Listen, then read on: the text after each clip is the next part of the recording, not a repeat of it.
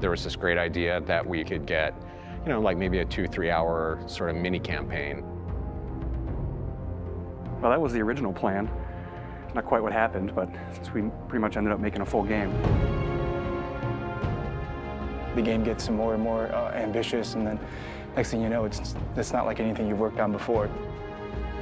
We knew that we wanted to keep what was great, that people loved about the Halo experience, that 30 seconds of fun over and over again. We knew we had to preserve that, but at the same time, give it an ODST spin. We wanted to try something that we'd never done before, and I think that means breaking the mold of what people expect from Halo.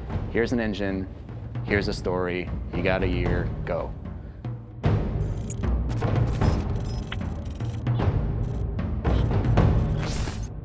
One of the great challenges that we had with ODST was, since we didn't want to be traveling all across the universe in this gigantic space opera, we wanted to really focus on one place.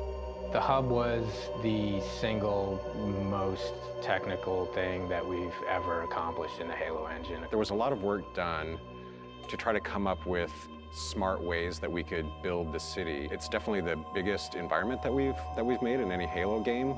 We spent a lot of time trying to figure out how can we maximize the space without freaking out all the artists, and I think we figured out how to maximize the space really well. I don't think we ever figured out that second part too well. We want the player to have this open, visceral, you're in the city experience. We started experimenting with playing with elevation, playing with building shapes. It's a city that you actually completely walk through. Each BSP is directly alongside the other BSP. You walk through a door and you go into the other BSP. The road structure is not straight, it's diagonal, it's also multi-layered. I don't think we kind of realized how big the city would get. We basically had to build very specific tech that would give the AI the right type of behavior. We had the technology, we called it Squad Patrol. No matter where you were inside the hub, there would always be a certain amount of noise, a certain amount of enemy presence there that we could ratchet up and ratchet down depending on what we needed it to do. We need to have this dark, moody city without making it unplayable. I wanted to get a feeling of rain at night in an abandoned city. I would still like to score the emotions and mood that we want the player to feel when they're playing the game. We want people to explore the city. We want people to find this, this kind of hidden little sub-story. What if the phones rang? You're alone, you're in the city, you're trying to unravel a mystery. That's the feeling you have every time you're the rookie. What's fun about being an ODST? How's he different than the Master Chief? What kind of problems does he face versus the Chief? If they're not the walking tank, they really have to pick up weapons that they're going to use.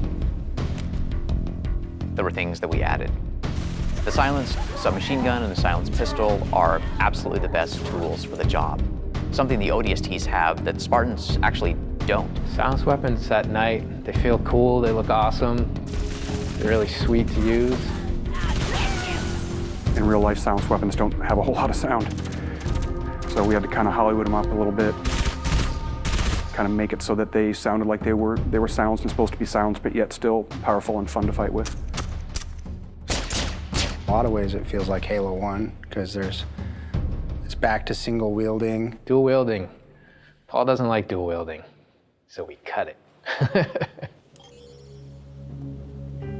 Visor mode is really cool, and it evolved a lot. There were versions that looked really great for the art, but yeah, maybe they didn't do such great things for the design. It affected how we lit something. We'd make this building, and it looked great, and we thought it was fine. And you turn on the visor mode, and you realize that's really just a square. But it also has the advantage of really showcasing the depth of our scenes. Put on visor mode, and then the whole environment reveals its secrets to you.